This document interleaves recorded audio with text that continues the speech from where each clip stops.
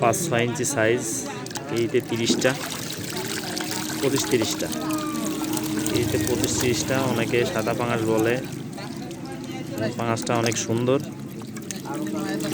মাছটা নিতে চাইলে আমাদের ভিডিওর উপরে যোগাযোগ করলে মাছটা কিন্তু আপনারা নিতে পারবেন। মাছটা পুরনো মাছ, নতুন মাছের থেকে কিন্তু বেশি বাড়ে এই মাছটা। খুব সুন্দর একটা মাছ।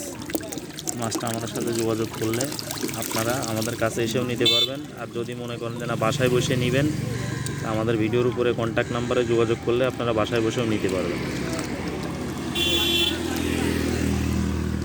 সাদা পাঙাশ বলে।